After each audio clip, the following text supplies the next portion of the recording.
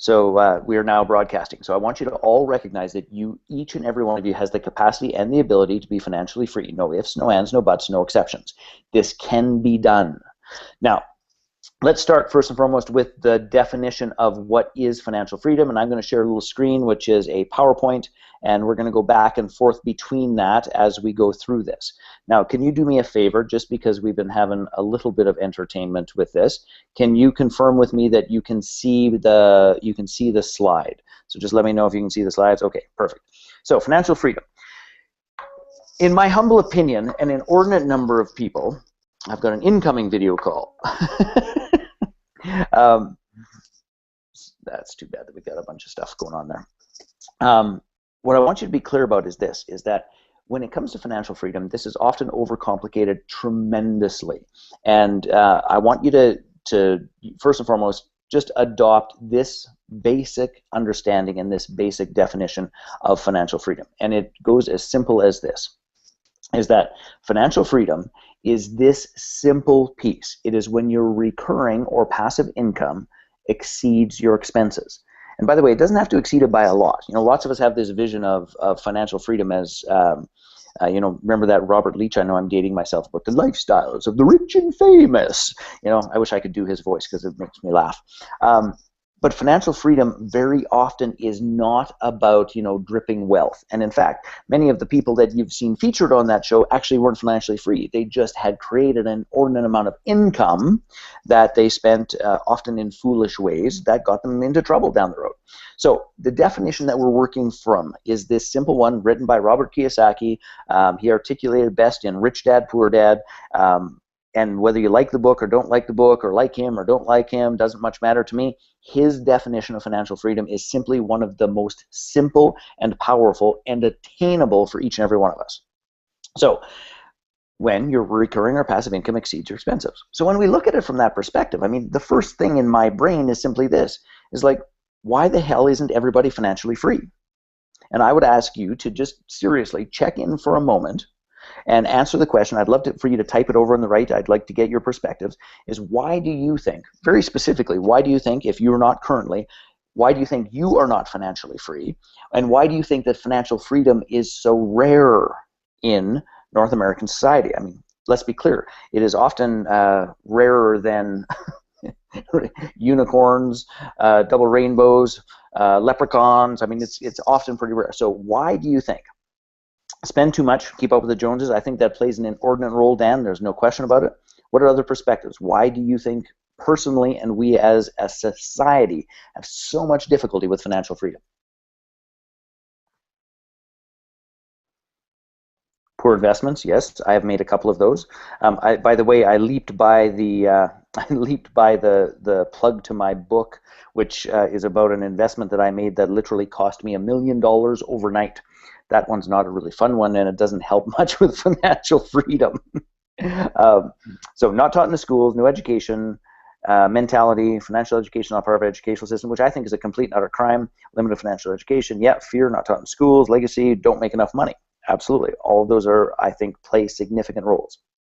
So I want to say this as clearly as I can. I think everything that you have said here is 100% correct.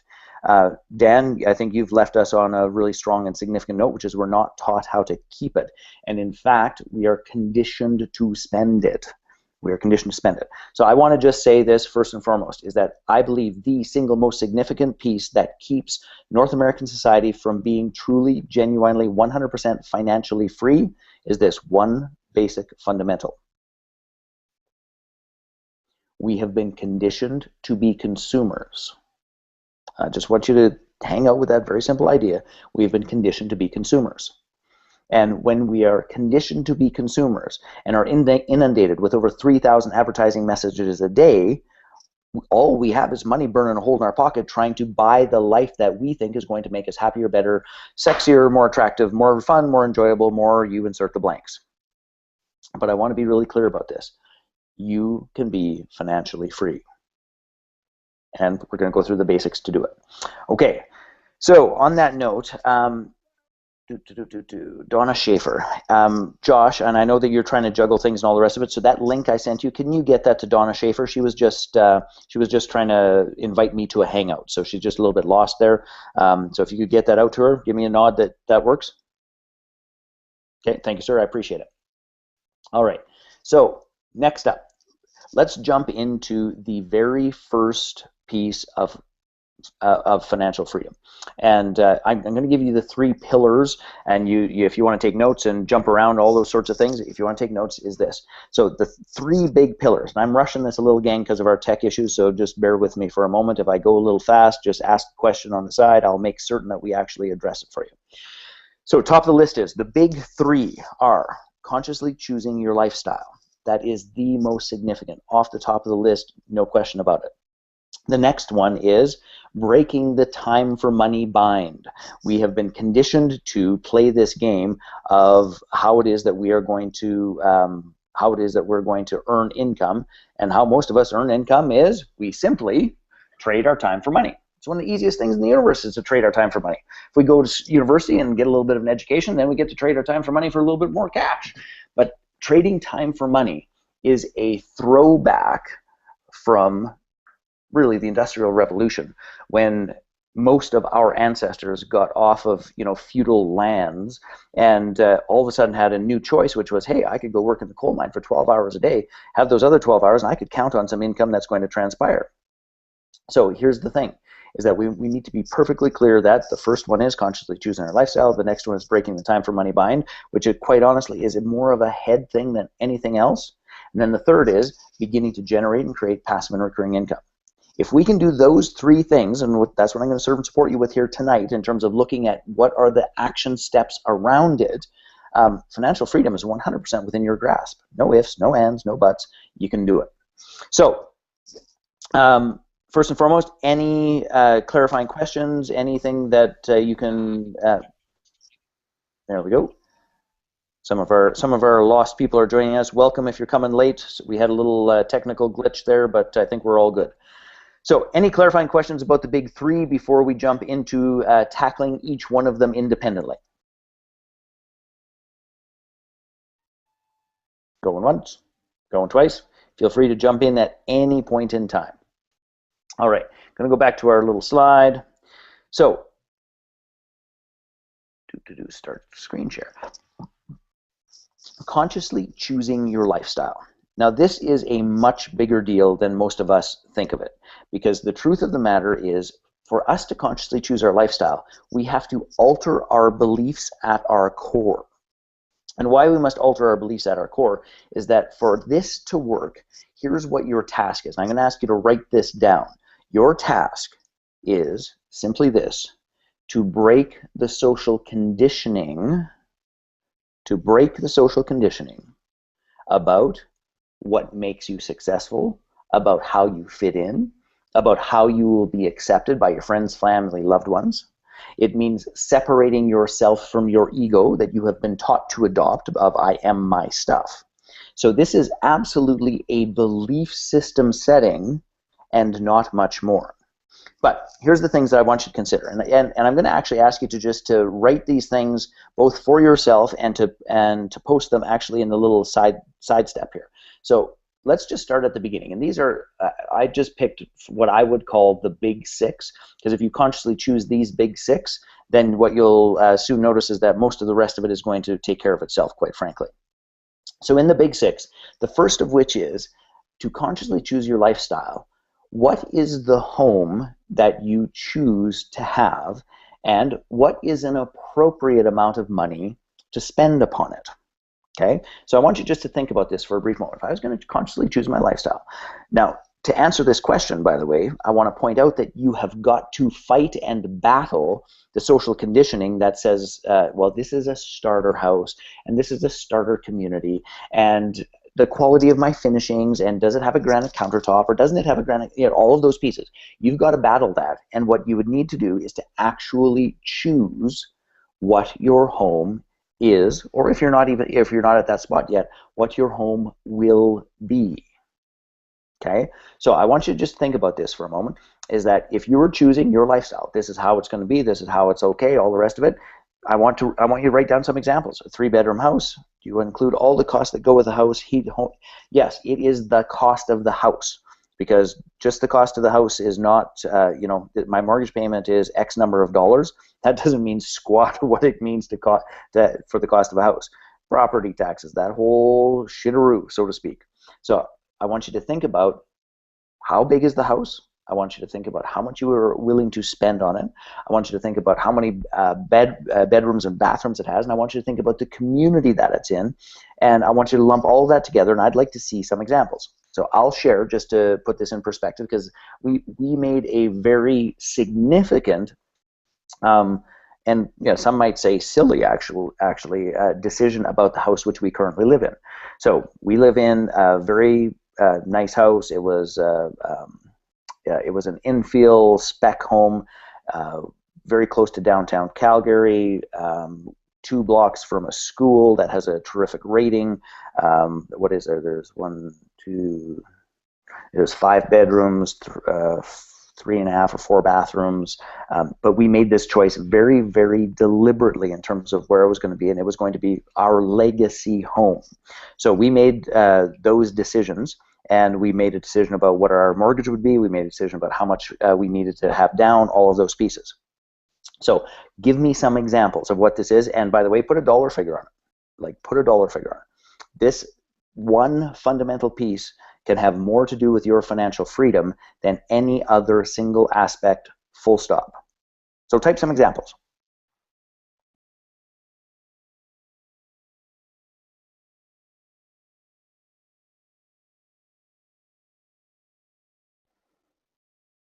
This is an interactive experience, my friends.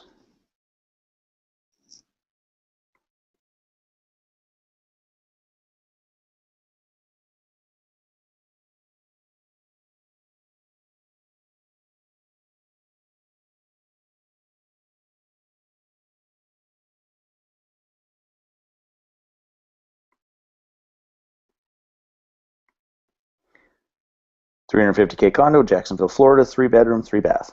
Perfect. And $350,000 in Jacksonville will go a very far away. That's a beautiful place. I have a client of mine just doing some work there. I'd live in a motorhome, but realistically, wife and kids. Well, there might be, Edwin, you know, that option to tape the kids to the roof. We sometimes tease our boys about that. Small $200,000 house, close to, if not by the water, that has 3-bedroom, 2-bath. Okay, fantastic. And please understand, you have to be clear about this. There is no right to this. There is no wrong to this. It just becomes one of the design constraints to your process. So let me, as you guys are thinking and writing this, I want to share and show you something that I did that was one of the single most important decisions about consciously choosing my lifestyle that I ever made. And go back to sharing screens. And it was this. My dear wife and I made a decision that we were going to build, renovate it. We weren't building it. I got to get back over here to show it to you more accurately. That we were going to live and work in the same place.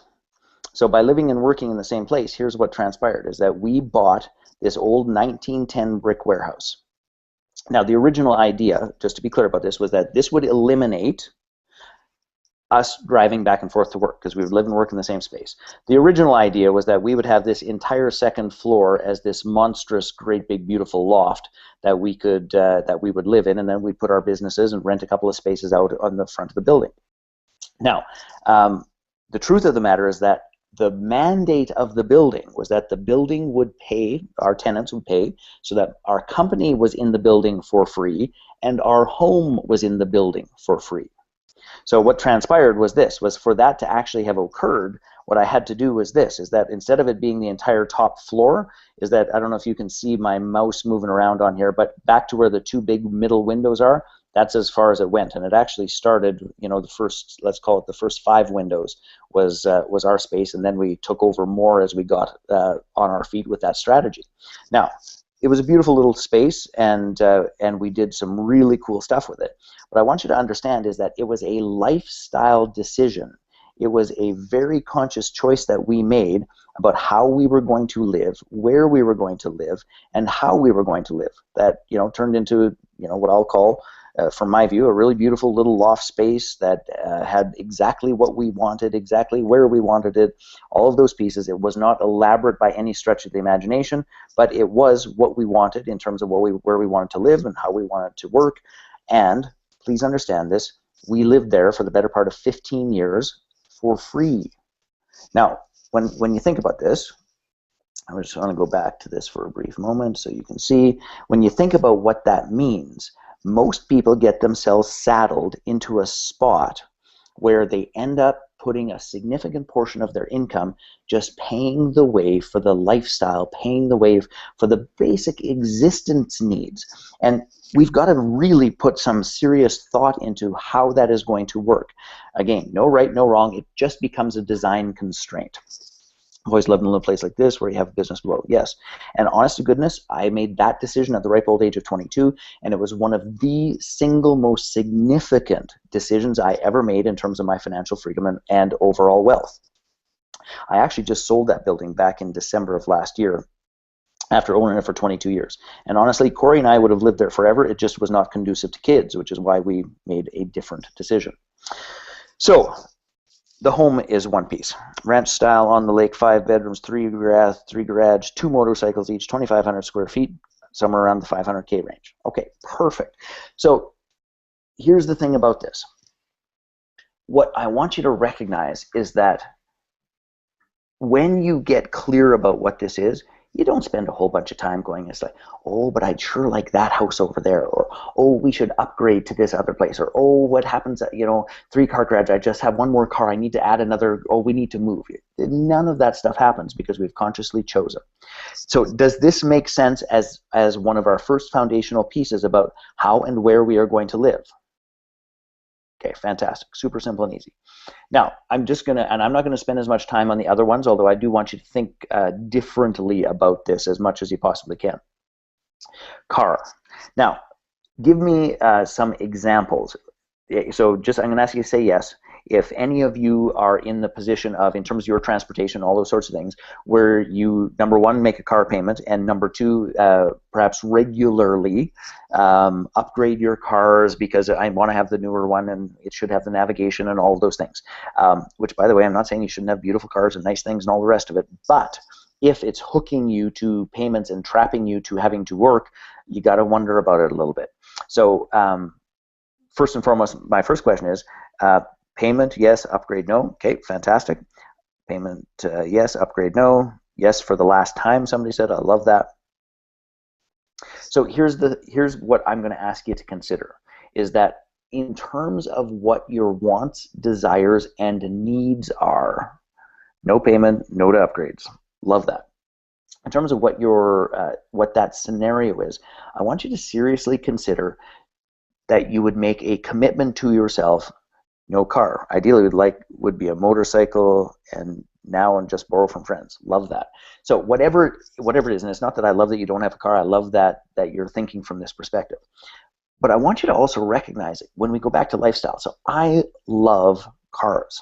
So I import and restore cars. I paid for a significant portion of my university actually importing and restoring little old classic Porsches when free trade first started in the United States. And I want you to understand, if we get really clear about what we're doing and how we're doing it, is that this is a great example of thinking differently about this process. So I'm just going to show you a funky little picture.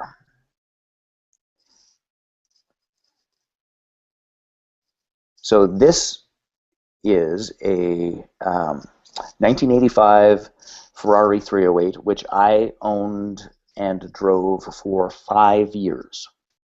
Now, any wild guess what that car cost me to own and drive for 5 years?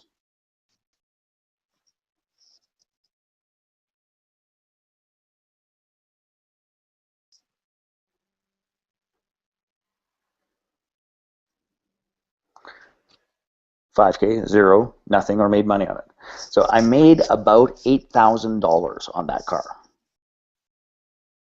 Now, here's the thing about this. That car was purchased very deliberately. I watched its depreciation curve. It was something that I loved. I'd have kept it forever. I didn't have to worry about paying finance fees and all those sorts of things. But it's entirely possible, number one, to figure out what it is that you want, and if you do it wisely, get in a position where it doesn't cost you anything at all. So I just want to expand that whole piece. But for goodness sake, what does not work and cannot work is falling for the silly, they're changing the payment things now. They're not even talking about payments.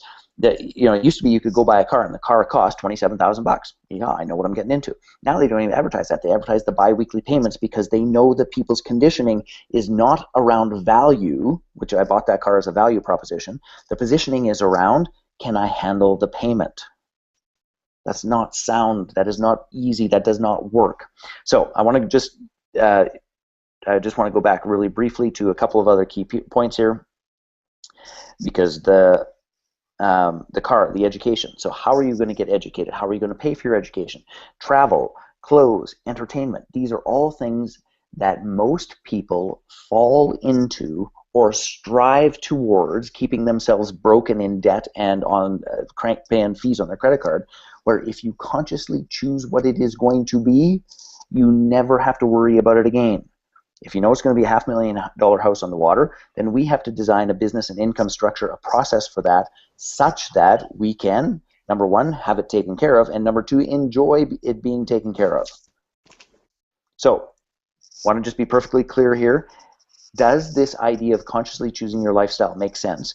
And any questions or comments or thoughts or reactions related to what it would take for you to consciously choose your lifestyle?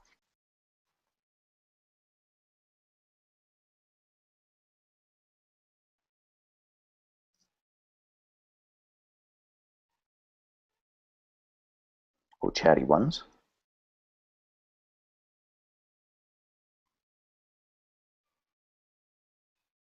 Okay, so if we're on the same page here, as it appears to be, my question to you is this.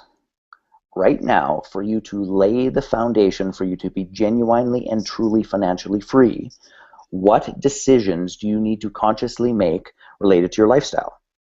And I'd like to hear some very specific examples.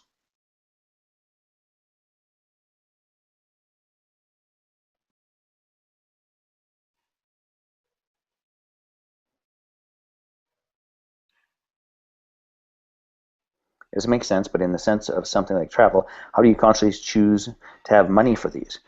So that's an interesting question, Andre. So here's my take on this, is that it isn't so much about at this moment, and we're going to talk about this in a couple of ways, is that the first and foremost is that we make a clear and conscious choice, Andre, that we are going to 100% have a trip a year. Let's just arbitrarily say that that's what it's going to be. So and what that means is, if my trip a year costs me $5,000, then as I am designing my life, as I am considering all of the costs, as I'm looking at my income, as I am building my business, as I'm expanding to other recurring income streams and all those sorts of things, I know 100% for sure that I'm not going on 2 trips because one was for sale. I know 100% for sure I'm not going on 3 trips because my friend invited me. I know 100% for sure that, do you understand what I'm saying?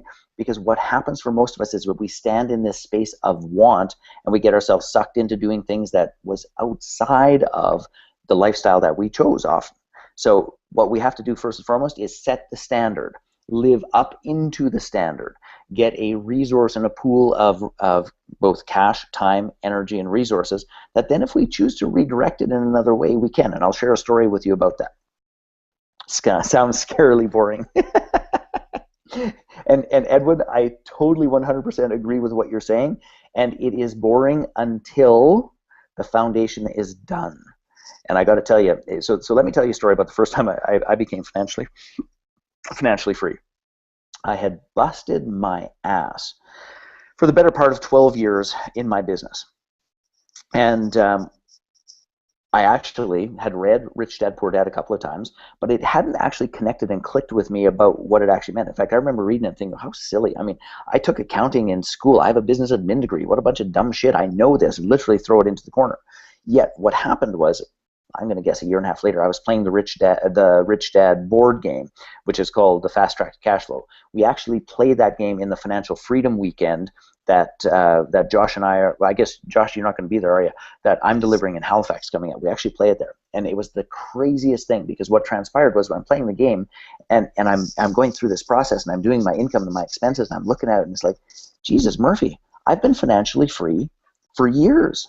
I just haven't made these two little adjustments that I actually get the experience of really being financially free. All of the pieces were in place. All I had to do was adjust two elements of my life and poof, it was done. And then I didn't have to get up and go to work. Now, here's the thing. When you really get this thing nailed down, and this is the cool piece, is that it can sound scarily boring, putting the pieces in place, putting a standard in place, all the rest of it. But then, here's what's not scarily boring.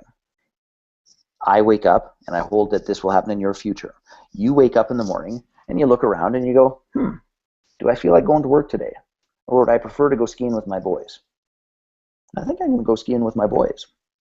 And that is anything but boring. It is the only, for most people, it is when you actually have the real choice. Lots of people talk about having the choice, and I can squeeze in the choice by taking a day off work. I'm talking about every morning when you wake up, you get to truly and genuinely choose what you want to do and who you want to do it with. And that freaking rocks. Now, I'll tell you one last little piece to that, because it's kind of cool, is that I had busted my ass for well over a decade to get to that spot.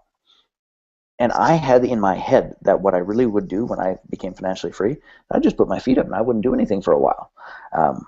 Corey and I were negotiating on land in Baja, California, in Baja, Mexico, and I sort of thought we'd build a nice place there, and we'd have pool girl, pool boy, and have our lives taken care of. But the craziest thing happened is, after relaxing for about 2 months, I couldn't relax anymore. And it's not that I couldn't relax, but more to the truth of it, it was like I felt called to create. I felt called to contribute at a greater level than I ever had before. And that became, when you're talking about boring, that was anything but boring. Some of the greatest work of my life came through me in that time frame. So anyway, that's a little bit off track here, but it's just the value of, if we can actually set this up, the experience on the other side is nothing, it's like choir of angels. It's like, oh, it's a stunning experience. Now, I hope that makes some sense. Any other thoughts or comments around this idea? All we're doing is we're making this stand, and it doesn't matter really what it is. And the stand could be, I am going to spend $5,000 a month on my lifestyle. My house, my car, my lifestyle, my whatever it is, it's $5K. That's it. Poof, done. By the way, that number could be $2,500, which would be a hell of a lot faster to become financially free, or that number could be $25,000. It doesn't matter what the number is. What matters is that you choose it, you damn well stand by it, and then you begin to design your life around it. For me, it's more about setting a passive minimum of $10K a month to take care of the life I want. So Dan is exactly on the right track. Exactly on the right track. You're just, the thing about that, Dan, and I have done this, that I want to be very clear about, is that what most people do, and this is the caveat, and I'm not speaking to you, Dan, just alone, to everybody on the line here. What most people do is pick that number, just like we talked about it, is that, but what about the past debts we've created? We're getting there, my friend. Hang tough for a second. Is that once we hit the 10K, is that then we have lifestyle creep. And this is why, if we don't consciously choose the lifestyle and make a commitment with our partners, with our spouses, with ourselves, with our business partners, with our children, and don't make the commitment to stick to it, even when we hit the 10K, then we hit the 10K, it's like we've got that free feeling, I can get up in the morning, I can go do whatever it is that I want, is that then we have lifestyle creep. It's like, well, geez, what am I going to do with myself? I'm not working 8 hours a day. Maybe I'm going to take up golf. Well, joining the golf club isn't that much money. It's, it's only $20,000 down, and then I have to have my monthly spend of $500. Yeah, I'm all right. But then you go to the golf club and you meet a couple of people who then invite you to come to Mexico, and it's like, well, I don't have to go to work anymore and all those sorts of things, so maybe I'll just add one trip. And that's what happens.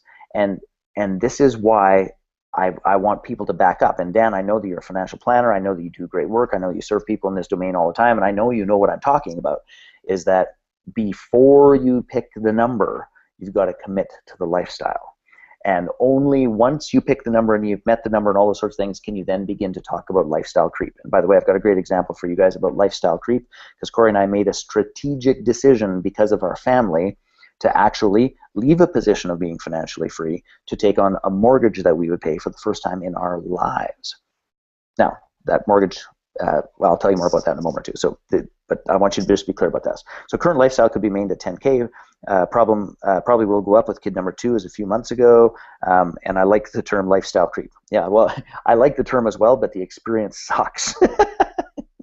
Now, Dan, I'm going to leave past debts for our question Q&A at the end here, okay? All right, so let's talk about the next piece.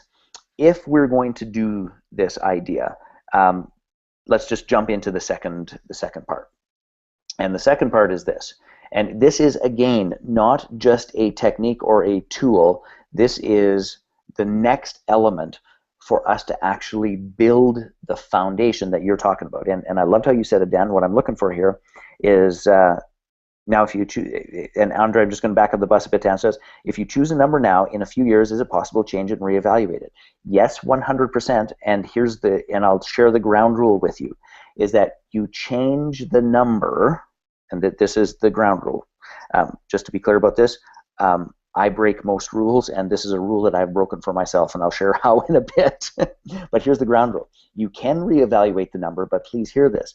You must build the recurring and passive income first, which means that if you pick the number of $10,000 and you're now doing 10.5, and it's like, wait a second, I think I want my number to be $12,000, you can totally change that number, but not until your recurring income is at the $12,000 mark, meaning that you can't get yourself into a scenario where you outspend your income, because then you're not financially free. Now, there are some circumstances where that can make some sense, but that's the key idea, Andre. Does that make sense? Okay, perfect. All right, so let's get to breaking the time for money bind. Now, breaking the time for money mind, making the time for money bind. This is really a significant piece, because this is an intellectual, this is a belief, this is a heartfelt valuing of ourselves. Now, I want to ask you, and I want a real honest answer, how many of you have beliefs that sound a little bit like this? Is that it's got to be hard, and I've got to overcome, and I've got to work hard to be valuable, to succeed, to make a difference, to prove to myself that that I'm doing okay. All those things. It's like there's a lot of value in being a really hard worker. And if that resonates with any of you, I want you to just type yes over on the right-hand side there, because this is a common piece. Dan, I love that. Nope, not anymore. I am making it easy. Love that. Used to pretty far along, getting rid of those, fantastic. You're in the right place then. Beautiful. Okay, so here's the thing, is that the shift that has to happen is that we're not really interested in people paying us for our time. That makes absolutely no sense. Now, if we're not really interested in people paying for us for our time, what are they going to pay us for? By the way, the hint is on the screen. Yes, Dan. Value. Value of what sort? What is the highest and best value that you could contribute to someone?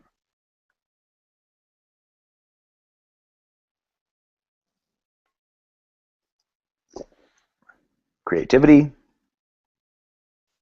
Dan, you do work in the financial industry, the financial thing. It could be putting their dollars to work. It could be creating financial freedom, self-worth, all the rest. Okay, so let's use Andres just for fun, because I quite like that. And of course, all the work that I've done over the years in the Creators Code has in large part been done at a level of transforming ourselves from the inside out. So self-worth. Now, here's the thing. How does one put a price tag on self-worth? You know, for example, is my self-worth worth $1.50 and Andre's self-worth is worth $20,000? How does one value that? See, here's the thing. No idea. That's where I'm stuck. Love that, Andre. So here's the thing, is that something is only as valuable as someone is willing to pay for it. And when we start thinking in terms of value, you know, let's go back to, I think Edwin and I were having a little chit-chat going back and forth about this, is that, Edwin, what would it be worth? And let's actually just use dollars and cents for fun and entertainment. What would it be worth to you in, let's say, 12 months of you waking up 12 months from now and going, do I feel like going to work today? Because it's certainly not necessary. What do I get to do with the boys, or with, I say boys because I've got 2 boys, you know, with my wife, with the kids, hell, maybe just by myself. What would it be worth if you really had that experience? Not as a theory or an idea, but as your day-to-day, moment-to-moment experience, waking up in the morning going, what do I get to do today? And play with me if you would. And by the way, anyone, if you wanted to have that experience, what would that be worth?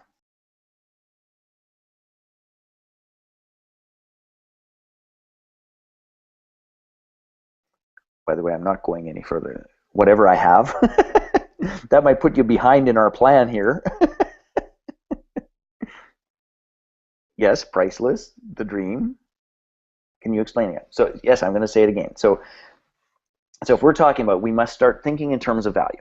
So I want you guys to play a game with me, and I want to be clear about this. This is about us starting to think about what something is worth. So if in 12 months I could help you wake up in the morning and go, what am I going to do today? Because I don't need to go to work.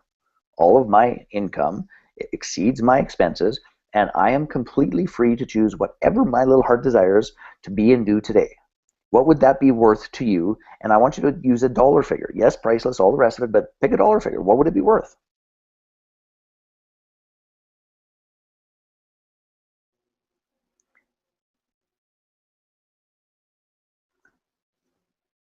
So, so Edwin, you're on the right track, and I assume that everybody can. So, if I'm debt free and financially free in 12 months, it doesn't matter what it cost me to get there, because whatever it was, I'll have that back and more, right? Sure, you're on the right track, Edwin. But I'm asking you, from your current position, if you had to write a check, what would it be worth? So Dan says it'd be worth 100K. Yep.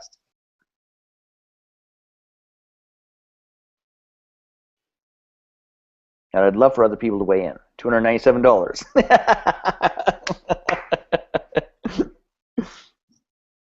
Well, at 297, Edwin, I think that we could become financially free. We just scale your lifestyle back to $12 a day. It's perfect.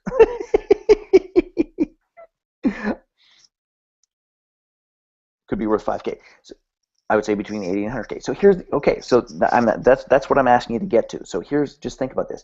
And honest to goodness, the only part that really matters about this is that there's a value to that experience that, whether you recognize it or not, exists in your brain and in your belief system about what that would be worth. Now, I would say, and this is having been on the other side of the fence several times, that I would put that number probably at $250,000 to $1 million. But please understand, going back to Edwin's comment, is that would depend upon one's lifestyle and what one would need to earn to have all of those pieces. Because it can be exceptionally simple. You know, I'll use my mom as an example. Doesn't owe a cent in the world. We bought a house together. We set her up with a tenant, and she has a very, very simple lifestyle. I mean, financial freedom for her is like $2,000. So would she value it as much as somebody whose financial freedom might cost them $500,000? Probably not. But my point is, and this is what I want you to begin to wrap your head and heart around, is that when we start thinking about it from the perspective of time versus this value proposition, is that the answers are radically and dramatically different. And I'm going to use another client that I had. So she's a health coach. She has documentation of, when we last worked together, I think it was, I'm making up the number, but it's high. Let's call it like 17. She has documented letters from 17 clients who were diagnosed with various forms of cancer, that through working with her, shifting and changing her diet, their diet, some meditation practices, those sorts of things, the cancer disappeared, and they went into remission. Now, we're not talking an anomaly of it occasionally happens. She has, a whack of letters from people, with documentation that says, I was diagnosed with cancer with this doctor and now I don't have it. So could she do that with mental illness? It's a good question. I don't know the answer to that. But we were talking about this whole scenario because she's been pricing her coaching, and this, I kid you not, she's been pricing her coaching at the grand total before we worked together of $50 an hour. Now think this through from the perspective of $50 an hour, which, by the way, is less than what I paid the electrician to come to my house to fix some lights yesterday. $50 an hour, when the value proposition is she has the capacity to heal cancer that was going to kill them. What would you price that at? So we were having this conversation about you're not valuing what you are delivering, because you're not delivering hours of coaching. You're delivering this possibility, and very real possibility, of living longer, being free from cancer, and not dying a painful, god-awful death. Edwin says I'd price that $2K an hour. You know, and to me, if we're really to get this idea, Edwin, it doesn't even have anything to do with an hour. To me, the real idea would be is I would work with you and I would engage with you and we would go through my process, and maybe my process takes 2 hours, maybe my process takes 3 weeks, and maybe my process is a year long. But the long and the short of it is that if you want to do this and you're going to dedicate yourself to actually following the steps that has the possibility of healing your life, and the worst case scenario is you take great care of yourself, is it costs $10,000. If you want to play, let's play. If you don't, let's not. It's all good either way. That to me would be a more significant thing. And I like your idea of payment upon success. And if in fact you get a completely clean bill of health, then you write me another $50,000 check. You know, to me that would be something that now we're talking about this idea of value. So I don't want you to get too stuck in this, but I did want to give you a couple of examples. So let me just share with you this idea of breaking the time for money bind. Where most people start with this is something simply called leverage. And what is one of the easiest ways, the fastest and easiest way for most human beings, and by the way, how many of you are entrepreneurs? So just give me a little yes, I'm an entrepreneur, or all those sorts of things. Give me an idea of yes, yes, yes, almost across the board, keep going. Okay, so if you're an entrepreneur, and if you're not an entrepreneur and you want to be financially free, you got to become an entrepreneur. Like, let's just be clear about this, or else you can go on the 30-year compound interest. I will be tomorrow at 5 p.m. I love that, Yan. So here's the thing. That was just a little private joke, gang. Yan and I have a meeting tomorrow. So here's the thing, is that the easiest way to create leverage is what? So instead of working per hour, what could you do?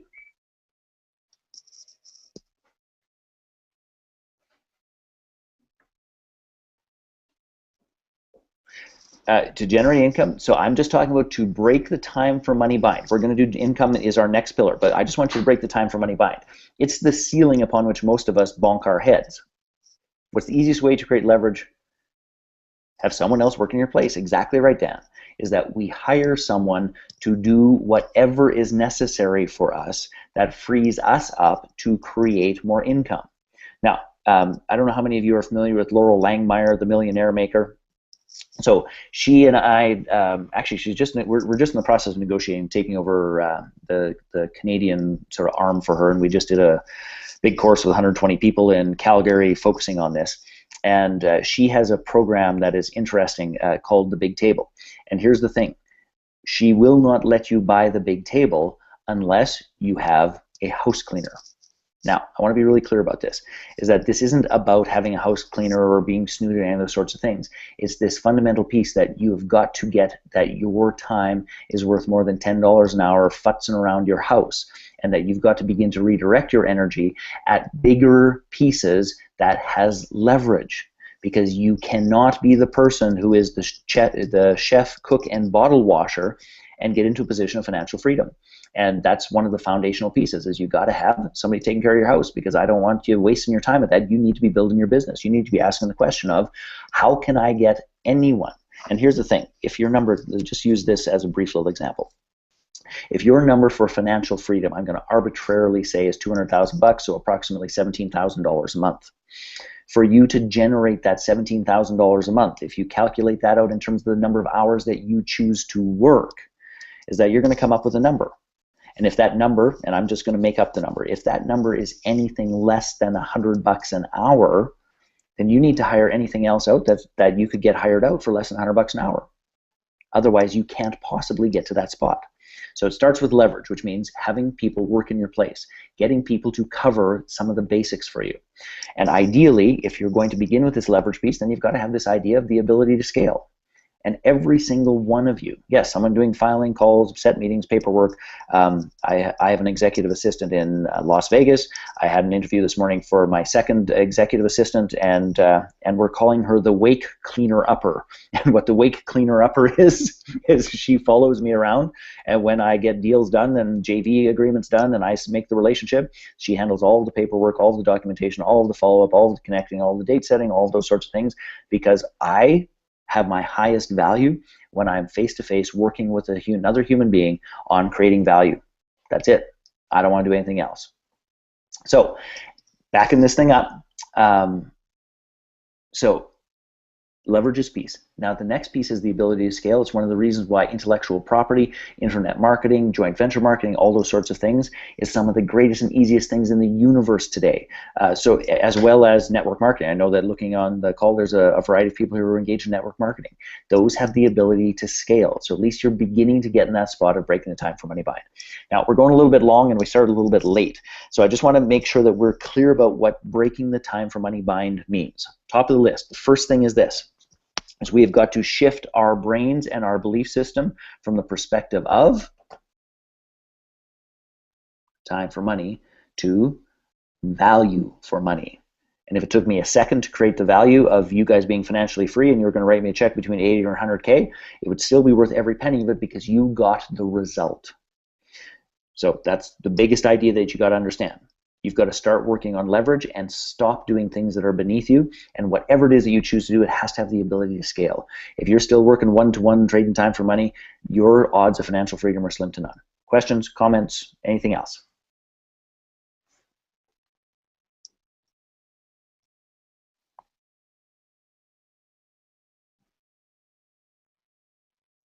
All right. Then let us jump to number 3.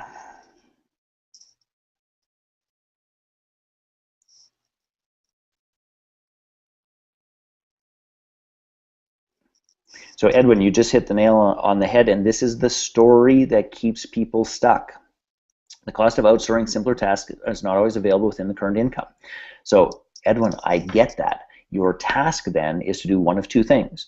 It is to increase the income first and or cut your other expenses in terms of lifestyle to free up that money, which is an investment. And this is one of the pieces around this that I want to really hammer people on, just as clear as I can say it, is that you absolutely must fill that hole. Stop doing those things so you can move yourself to a higher level of income creation. Because you can't do it while you're sweeping the floor. You can't do it when you're doing the paperwork. We must stop that. So honest to God, this is and these are the pieces where I want to be clear about this. These are the pieces where I've told people to sell their second car to get enough money to hire support so they can grow their business. So this is a big, big deal. So it is an investment, not a cost. And you've got to be clear about what is an investment versus a cost. So this is something that we go into much more depth and detail on in the Financial Freedom Weekend, which is happening in Halifax, about how do we begin to free up, shift lifestyle, adjust income so that we can begin to build the team that will make this possible. Because honest to God, for the most part, without a team working for us, we're screwed. Lillian, what were some of the ways you mentioned to create an ability to scale other than network marketing? Actually, we're going to jump into that very next piece here in just a moment, okay? But when the income you spend time, Dan, I'm just trying to follow and make sure, but the income comes when you spend time in your power and let someone else do the other stuff. Yes, and so let me, I want to tell you one other brief story, because it takes time to learn how to focus on the great parts of you. So one of the things I did years ago is I used to have a open door policy to connect, support, and serve my staff. And I got a pretty significant charge out of it, by the way. And here, I'm just going to turn this off while I'm talking to you. At least you can see me. I got a pretty significant charge of it. So I would have people come in and it's like, I can't get the FileMaker database to work. I'm having a problem with my computer. The one client asked me this question, what do you think? And I felt important and significant, and I felt like I was really supporting and connecting with my staff. But the honest God truth was, I wasn't doing the parts that were most important for me to build my business. I was always busy. It was always important. It was always urgent. But I wasn't really focusing. So here's what I did. I took my office away from the main floor of that building I showed you a picture of, and I put it up on the second floor, and I closed my door, and I had a meeting with my staff, and I said this: do not knock on that door unless one of two things is going on. Number one, the building is on fire, or number two, Clearinghouse Sweepstakes is here with my monstrous big check. If those two things aren't, one of those two things aren't happening, you can't knock. You can't interrupt me. You can't do anything. I'm in there doing very important big things, which, of course, I'm trying to increase my leverage, design and develop higher value programs. I'm trying to do all those sorts of things. But guess what happened for the first 3 months while I sat in that office with the door closed? See if anybody knows what happened. Type it in, see if you can predict.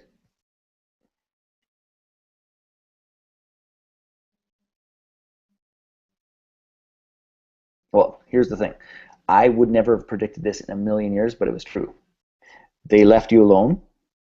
Allowed more time. Yes, all of those things are true. Any wild guess how effective and how strong my outcome was while I was in that room, like in terms of this big important stuff I'm supposed to be working on? Zip. So Nicole, you hit it on the head. So in the absence of people asking me what to do and for support and all the rest of it, I felt lost. I couldn't direct my energy. There were honest to God times where, when I did this, these phones didn't even exist. It was like one of those big handsets where I'd be sitting there. It's like I'd pick up the phone, could somebody maybe be there? It's like, shouldn't somebody be asking me a question? Like in hindsight, it was the most ridiculous thing in the universe. But I had conditioned myself to be reactive with my team instead of proactive with my leverage and directing my energy and creating new value for my clients. So here's the honest God truth about this. I tell you that story because we have to train ourselves away from the busy work. We have to train ourselves away from that which seems important and significant because my staff member asked me or my team asked me. It's like, no, you take care of your shit and I'll take care of mine. And let's be clear about who's paying who.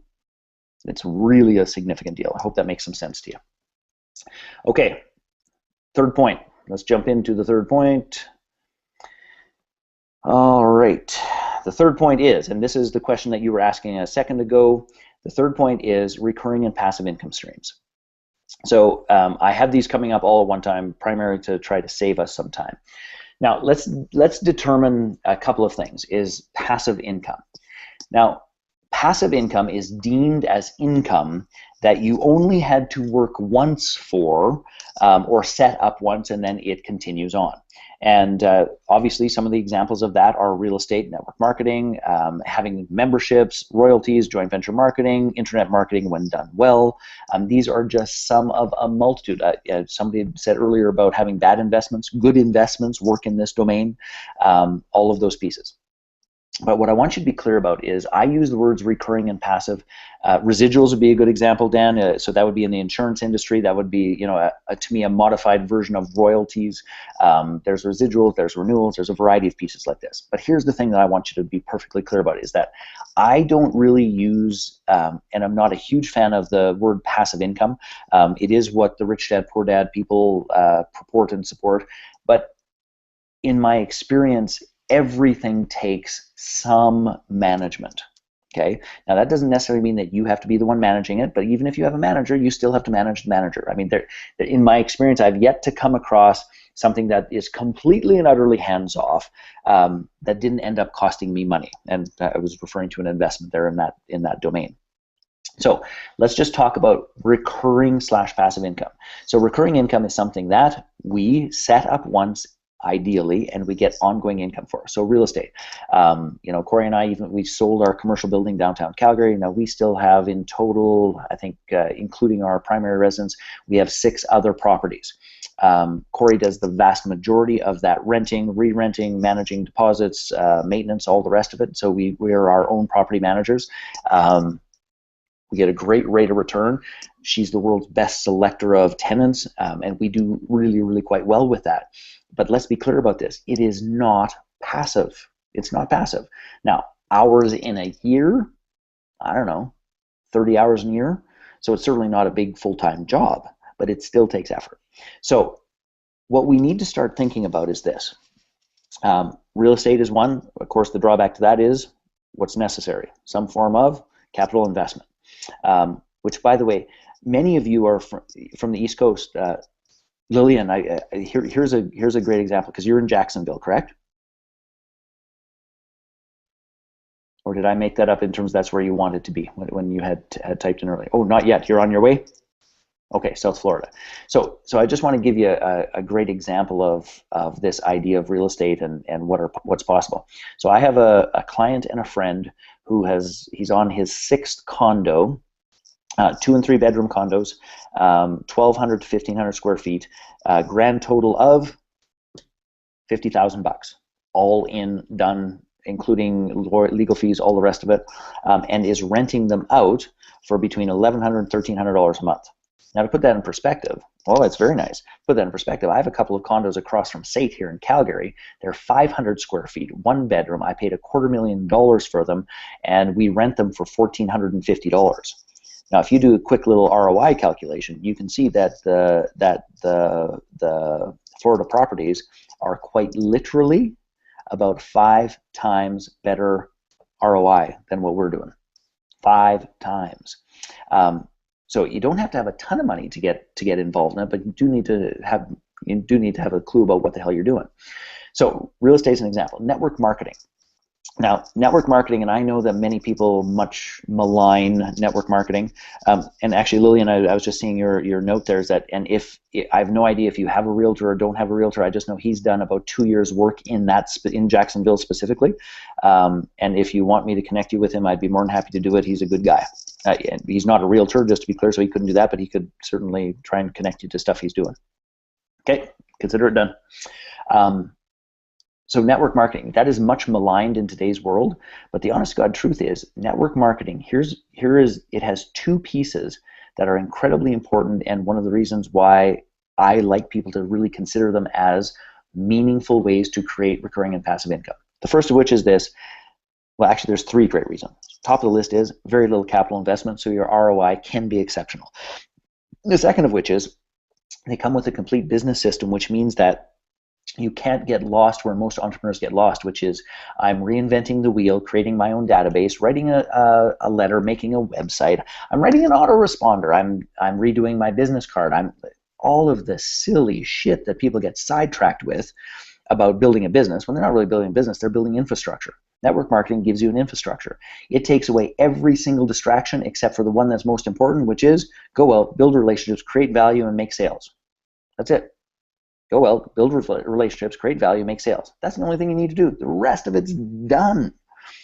So that's the first thing. And the third, which is very, very important, is if you build the business component, not just schlep the products, if you build the business component, that you actually can get into the spot where you have leverage and recurring income from your team down the road. Now, please understand this. I know that is a whole lot easier said than done, but let's be clear about it. It can be done, and you don't have to reinvent the wheel and create the system. So that's a really significant and fantastic one. Let's talk about memberships. I was working with a client today who is a coach who has a phenomenal capacity to coach actually direct salespeople. So these are people who run home parties, all the rest of it. She's been doing stunningly well. She's been giving it away for free. So as we were finishing up the coaching process, and it was like, look, this is a very simple membership model.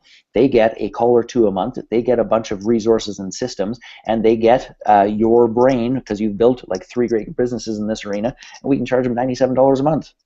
So what transpires for that entire piece is that she works approximately, once the infrastructure is set up, she'll work approximately 4 hours a month. If she can get it to the spot of that magic number of 100 people at $100, it is $10K a month in fundamentally recurring passive income. So that's a great one. Royalties. Create something somebody else wants to use and charge them. Books are a good example. if you can get a book that actually does some sales, you can get decent royalties. Amazon sends me a decent little check every single month. I'm not going to retire on it, but please understand, how long will that check come for? Forever. Forever. So long as I'm in business, so long as people know who I am, so long as people say, what's that book you wrote? I will get paid for it. So royalties is a fabulous way. And think about this, it's not just a book. You could create a workshop, you could create a seminar, you could create a process, you could create a membership site, all of which you can use for the process of generating royalties. Hell, I swear to God, my oldest Wyatt, he's going to invent something. The way his brain works, he'll invent something. And I will strongly suggest that he sells it off and creates a licensing and royalty agreement that he gets paid for the rest of his life. So that's another route. Joint venture marketing. This is a really fantastic one, which is if you have relationships that you can connect people with what they want, let other people deliver it, and you simply take a percentage or a clip. It is simple, easy, fantastic. Internet marketing. ClickBank. There are literally thousands of programs and products out there that you can simply set up a very basic website. You can automate your advertising through Google, through Facebook, through a variety of other means, and you just get sent money. Now, these, frankly, again, are just 6 simple, easy ones. Now, the point that I was going through with all of this is that most people do not think about this one fundamental idea. How do I do something once? And it has such value that I get paid for it forever and a day. We've got to stop thinking about, geez, if I did this job and I could make 10,000 bucks, that'd be really fantastic because I'd make 10K.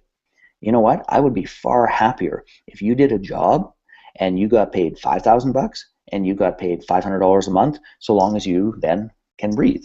It's one of the reasons why, you know, financial services and insurance and all of those pieces become really, really fabulous and phenomenal, because the truth is people's need and requirement for insurance never goes away, and people are a little bit resistant to buying it. So if you can get them to buy it from you, the odds are you're going to have it forever and a day. And how long will you get paid? Forever and a day. My dad's in the insurance business, which is why I know. And at the end of that, you actually have a viable business that you can sell to somebody else. And they'll pay you not for your clients, they'll pay you for the residual income. That becomes pretty sexy.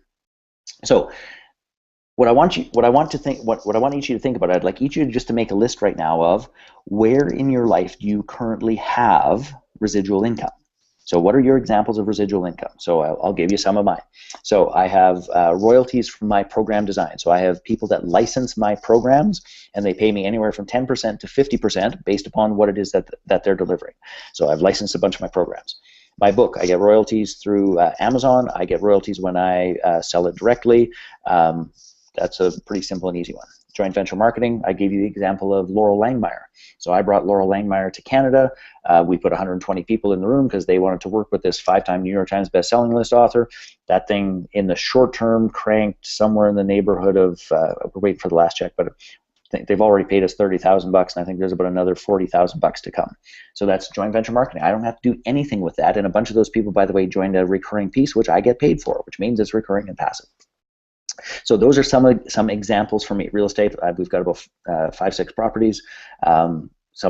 There's just a lot of ways. The one thing I don't have is network marketing, although my dear friend Rayanne in Edmonton is working me pretty hard, and I'm seriously considering a network marketing company that I have. And just to put this in perspective, in 25 years of running this business, I've never done network marketing, but it's time. So give me some examples. What are your current sources of recurring and passive income?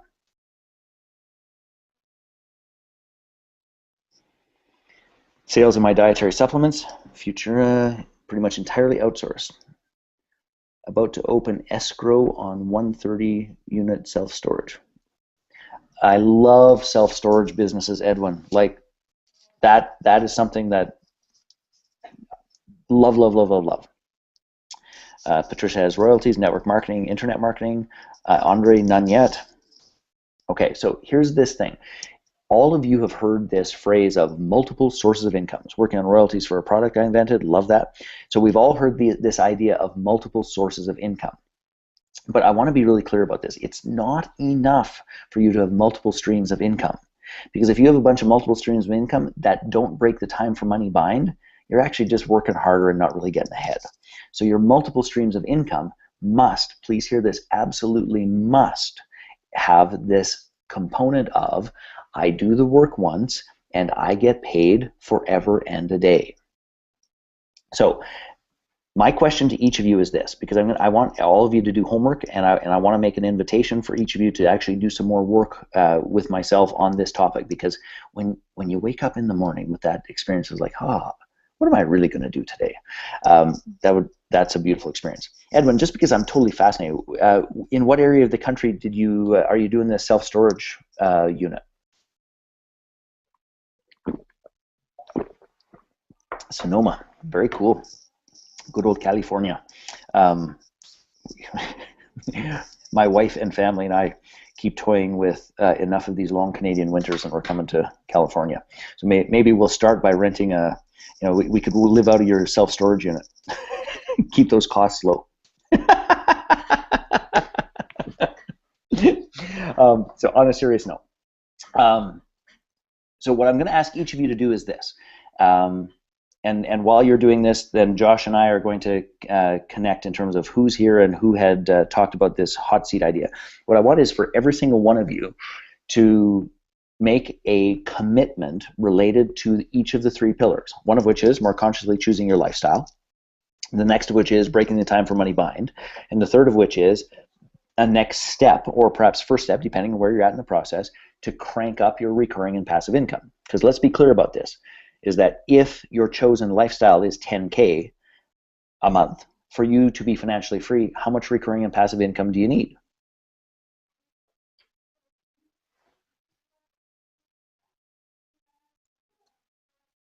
$20K? Taxes? No, and to me, when I'm saying your 10K, is that's your 10K. And Christ almighty, your taxes better not be that high. You're a financial planner, man. You got to improve that.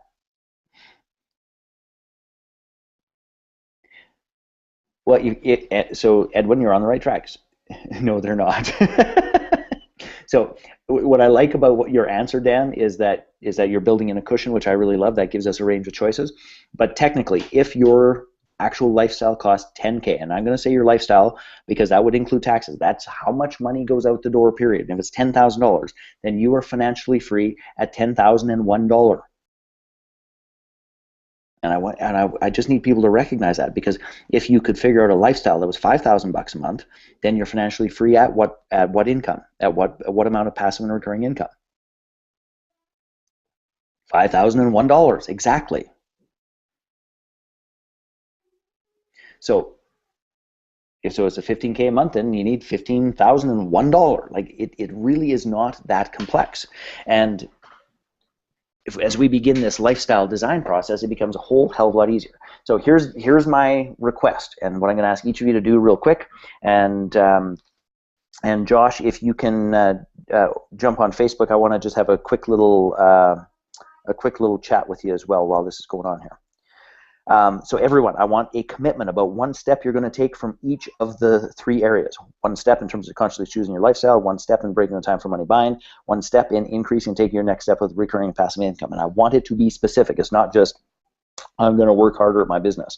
What does that mean? Does that mean you're going to get 2 people downlining your network marketing business? Does it mean that you're going to build the self-storage unit? Does that mean that you're going to actually actively seek somebody to purchase your invention for royalties? I want some real specifics. Okay, actually this is the third reference to debt. So Nicole, that's a great question. So here's the thing. Most of North America's relationship to debt is completely screwed, okay? It is not your objective to be debt-free. That is the thought of an employee who isn't thinking this all the way through. What every one of you need, and please hear this, you need capital to invest. You need capital to invest in leverage. So somebody's doing your, I'm going to call it grunt work. You need capital to invest in purchasing real estate. You need capital to invest to design your website. You need capital to invest.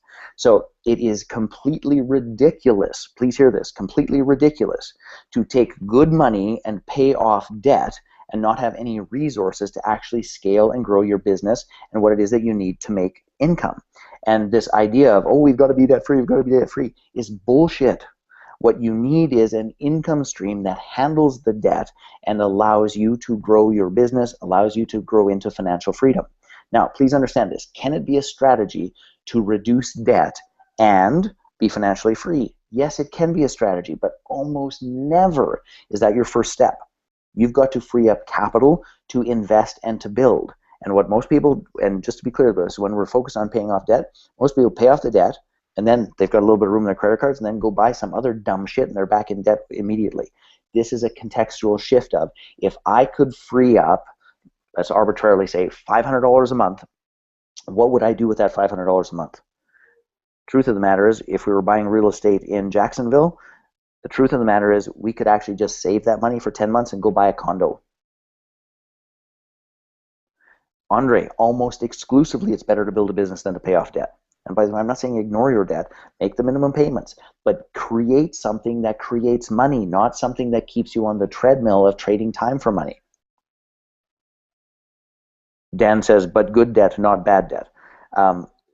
At this moment, let's be perfectly clear about this. I wouldn't give a rat's ass which kind of debt you had. The only thing I would care about is if your debt service is $500 a month, then you got to make sure that you got $500 a month to pay it and go build a business. And don't accumulate any more bad debt if it was bad debt.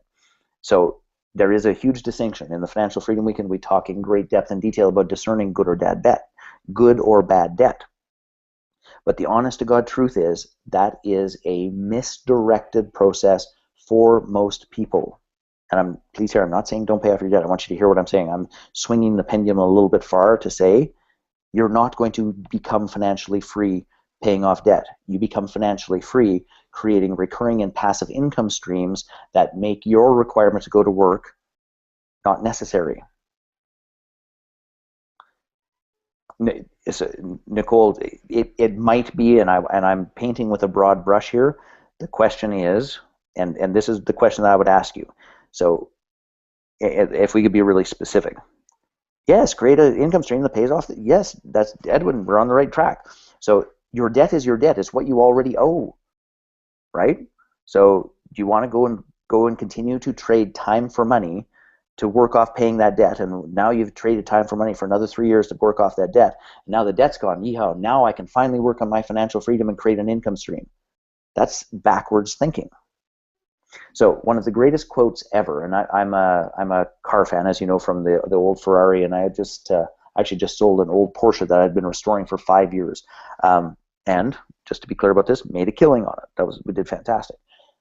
But Robert Kiyosaki wanted to buy a new Porsche, so he goes and he talks to his wife about it and says, "I think I want to do this. I want to reward myself. I'd like to do this." And instead of how most people think, well, how much is it going to cost? All that whole thing. His wife's question to him was this: so what are you going to buy to pay for the Porsche? So who can tell me what she meant? What are you going to buy to pay for the Porsche? In his case, it was real estate. And he ultimately bought a small apartment building in Phoenix, and the investment on that small apartment building spit out enough money that he then bought his Porsche. So this is the key thing, is that we need to both at the same time pay down debt and build business. Yeah, and I'm not telling you to ignore your debt. I'm telling you that the motivational structure that says, "Ooh, I'm going to pay off debt," while you're trading time for money, will never get you ahead.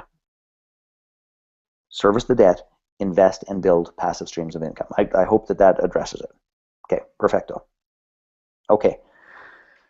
Gang, we're going a little bit longer than we had thought here, and we had promised a little hot seat. And Josh, I'm just jumping over to Facebook. If you can connect with me there briefly, because I know that people sent in their forms there, and we could do a little bit of one-on-one coaching here before we wrap up. There you are, brother. Okay. And the rest of you, I want you, while we're doing this, please write the 3 steps you're going to take, one for each of the areas, and I want you to put it in the little window there.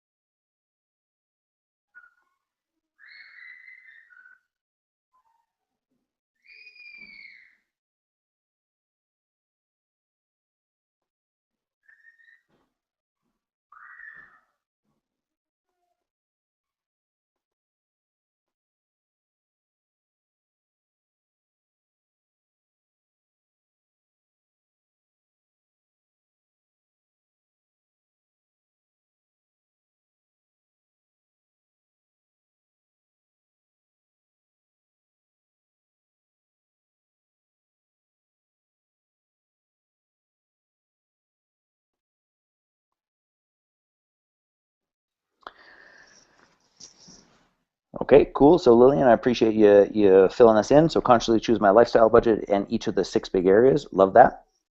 Now, Andre, I was just connecting with Josh really briefly there, and he was saying in terms of the forms that have been sent that that you are the guy we are going to do some work with. So first and foremost, are you cool with that? And do you want to spend a couple of minutes for us discussing this and seeing how I may be able to tweak, support, and answer some questions and all that fun stuff? Yes, I am quite okay with that. Okay, very cool. So can I ask just for a quick little check-in first, which is, so what are your thoughts? What are you noticing? What's significant to you in terms of our conversation thus far today? Um, can you just hold 1 second? I'm going to finish the last thing you had asked us to do. I'm just finishing it up. Perfect. Yep, I appreciate that. That way we've got all of that in the mix. Uh,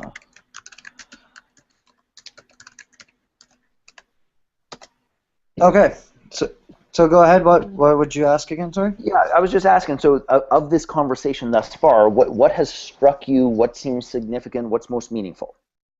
What's most meaningful, I guess, in basically watching all the videos and talking now is really breaking the time for money bond, Mm-hmm. um, and creating um, recurring or passive income.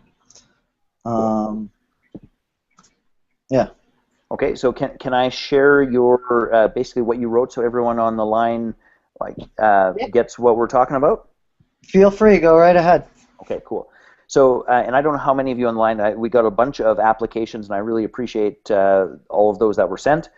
With our little tech issues, not everybody who applied is with us, which is unfortunate. But so what we asked people to do was to rate themselves on a scale of 1 to 10, 1 being horrible, 10 being masterful, your ability to consciously choose your lifestyle.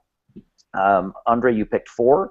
On a scale of 1 to 10 being masterful, how successful you are breaking the time for money bind. You chose 2. And creating passive and recurring income streams, you rate out of 1 to 10, same deal, is 1. Biggest challenge as it relates to money is earning it. I know a main goal for an ideal job would be not sure how to get it and the money to get it started, just to get even ahead a little bit. Why you want to be hot-seated. You've seen what someone who's worked with me before can do, and you want to have financial freedom, and I don't want having the financial struggle to hold me back, and you're committed in terms of 10 being 100% and 1 being not committed at all, and 8. So first and foremost, I want to say thank you for being honest about this. This is an area where lots of people BS, and as soon as we can tell the truth about where we're at and what's going on, we can do something kind of cool. All right, so you were saying this idea of breaking the time for money bind.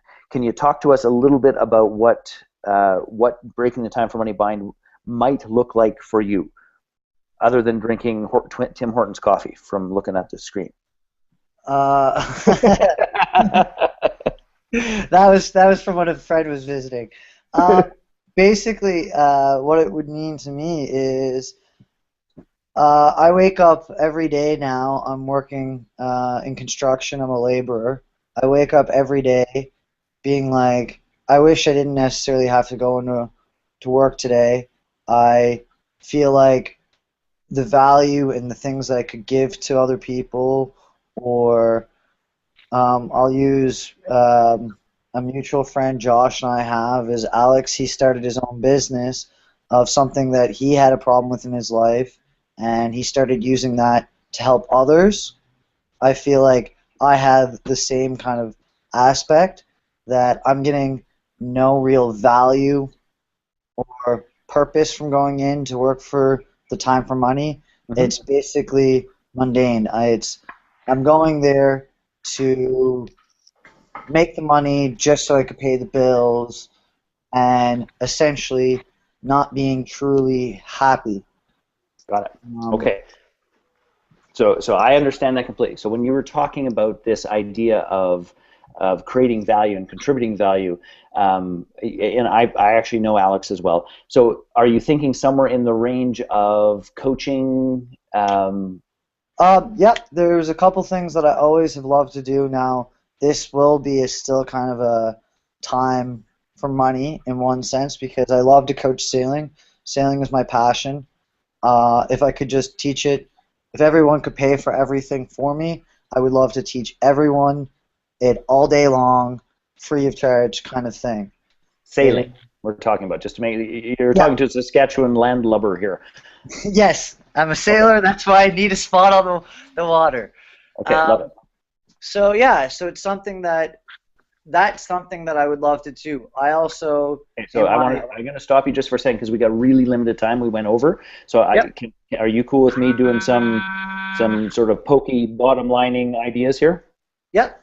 Okay, so are you currently being paid for teaching sailing? No. However, I am about to embark on a sailing race and a delivery in about a month where I'm basically getting paid to sail the boat down, do the race, and then have a bit of spending money. Sounds like a tough gig. And that's essentially what I kind of want to be doing. Okay, so I love that. So here's my question to you, is that I understand what you're talking about in terms of time for money. Now, this is a bit of a longer position than I wanted to go down, but just hear me out for a moment or two. Is that time for money that has some scalability, particularly if it's something you love, is a great way to build towards financial freedom. So I spent an inordinate number of hours in a classroom teaching personal development workshops and transformational programs for one primary reason. I completely loved it. And I would be often doing it with 1 to 30, 40, 50, up to 150 people. So it still had some scalability, but let's be clear about it, is that it was also still a time for money trade. Now, that time for money trade, however, when the transition to the next piece happened, would move people to a not time for money. So that would move them into a membership, that would move them into an educational process, that would move them into a joint venture piece, all the rest of it. So, and this is just my humble estimation, I am 100% fine with somebody doing some trading for money with a conscious leveraging component if it's something that they love. Because the truth of the matter is, if you became financially free and you could do anything in the world, guess what you'd do? I'd do that. You'd go sailing. I would go sailing and teach it. Yep. Yes, exactly. So here's one of the things about this, and this is where you and I are some of the rarest people on planet Earth, which is this, is that we can set up our lives to be paid for what we would do anyway. Yeah, and which is the ultimate goal of, I want to start a charter company in the Caribbean where I teach offshore sailing to people who have no idea that want to start learning, so they can actually take charter boats out and go out themselves and be safe and be conscious, and they don't have to worry about those kind of things. Very cool. I have a little folder in my computer where I keep all of the little Power Cat, you know, the 454s and the 450, you know, all those things, little sailing boat catamarans that one day I'll go sail. So we should keep in touch. For sure. Anytime you're in Halifax, let me know in the summertime. I'll do my best to get you out on a boat. That would be fun. So on a serious note, then, here's what I'm going to ask you to do. Is you've got this gig. How did that gig transpire? Actually, through time for money. I was looking for a bit of extra work last year, and my boss slash skipper, who is presently right now, was searching for someone to do a race last year, from Boston, Massachusetts to Halifax, and we started talking, and he liked basically the skill level I had and the position that I always did on the boat. So he kind of asked me if I could do it, and I said I didn't have the money for both a flight to get down there because I couldn't take time off to do it. So I'm going to stop you just because I'm sorry for time, but the heart of it is you went and did a job and you scaled yourself up to a position where they're asking you to do something at a different rate, correct? Yep. Okay, so I'm going to give you a couple of thoughts and ideas, and then we've got to get moving on this. Are you cool? Yep. Okay, so here's what I love about what you have is that it is a very specific, there's not a huge universe of sailing boat races and sailing boat skippers and people who are doing this type of work. you have the capacity to get yourself into that community and into that arena as a paid-for skipper, sailor, and all those pieces. But you've got to become known for that. So how do you take this trip and this race? And by the way, your dear friend Josh is a little bit of an artist at this, which is communicating his experiences and his lifestyle in a way that has some meaning and attracts people. How do you utilize this trip and this race that you're about to engage in to position yourself in front of the right people to begin to build those relationships? So that's that is where I'm at a loss. Okay, so talk to your friend Josh and watch what he's doing, because it is exactly that. Okay, so that's step one. Now, step two is this. The idea that you're looking for, and this is where the trading time for money becomes quite fascinating, going back to the value experience, is that what I want you to start thinking about is this, is that you're not really a skipper. You're not really just teaching sailing. What's the value proposition that you're actually offering? Because I want you to start thinking about this differently. What's the value proposition of teaching me how to sail my own charter boat in the Caribbean? The value I get from it would be safety. Just a little hint about me. Other than my 2 kids, I don't give a shit about safety. Okay. I would say connection with a person. No. Anyone else? Chime in on the side.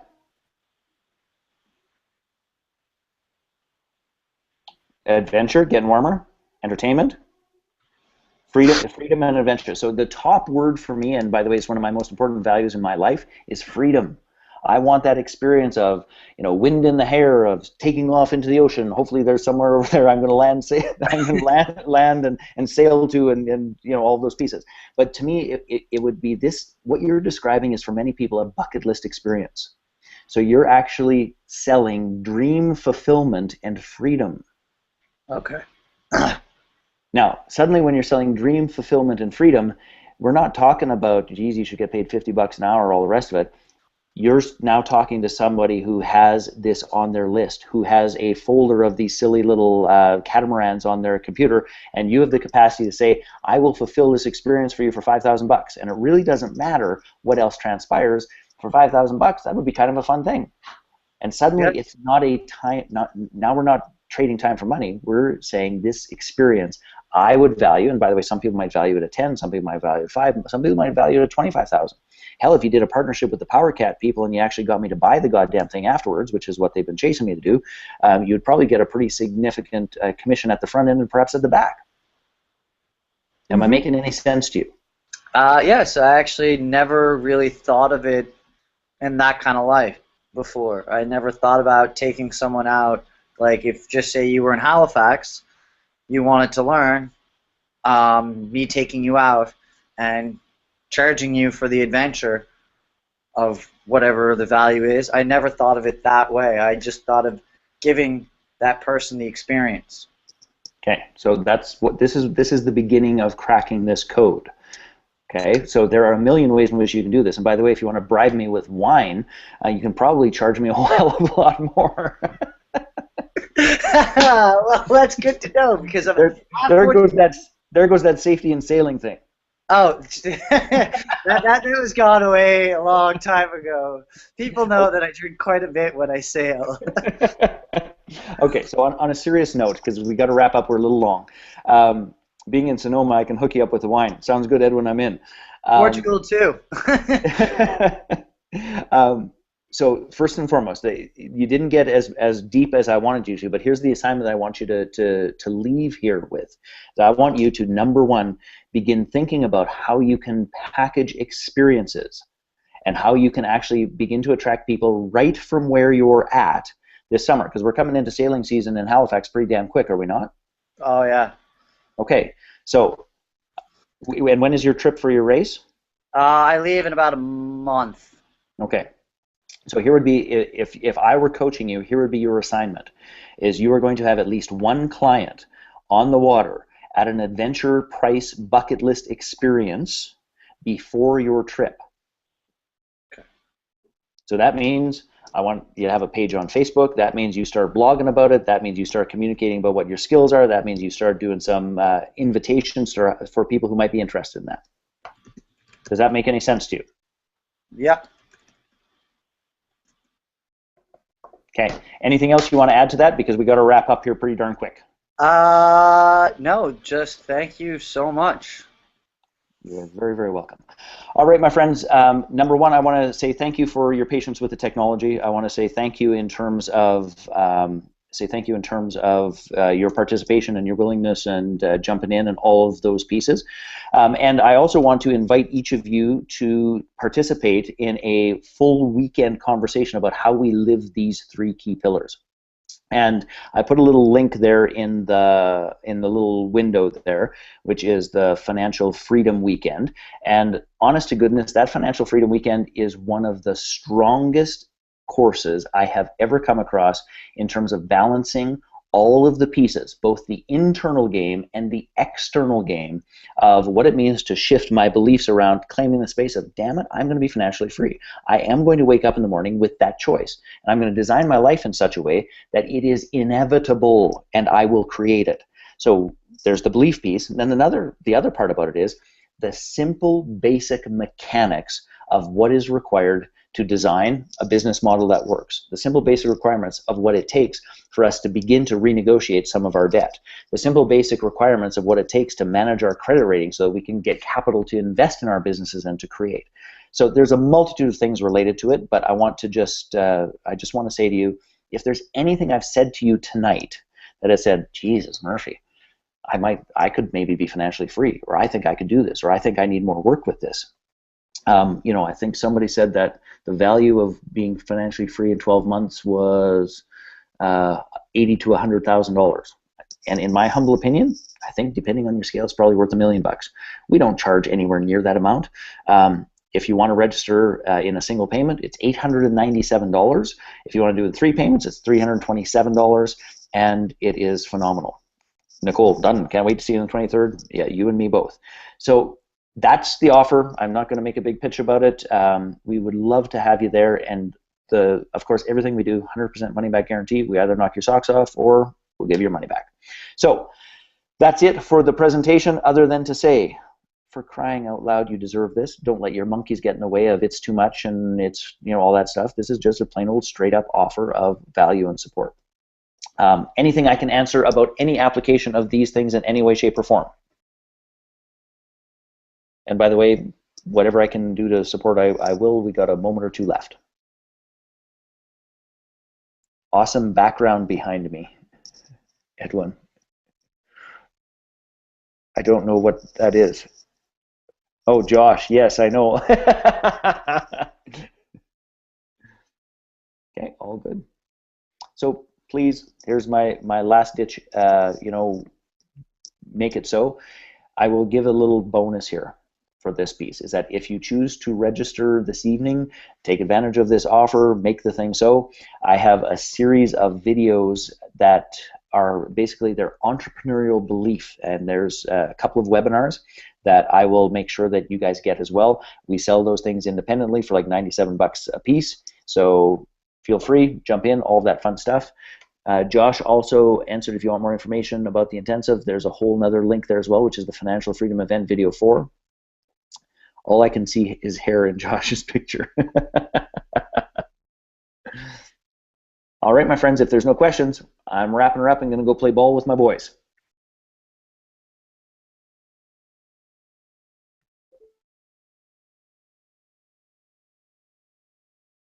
All right, so from the bottom of my heart, I wish each of you love, joy, happiness, and of course, financial freedom. And I look forward to being of service with you in the weekend in Halifax. And I look forward to sailing with you, Andre. Take care. Have a great day.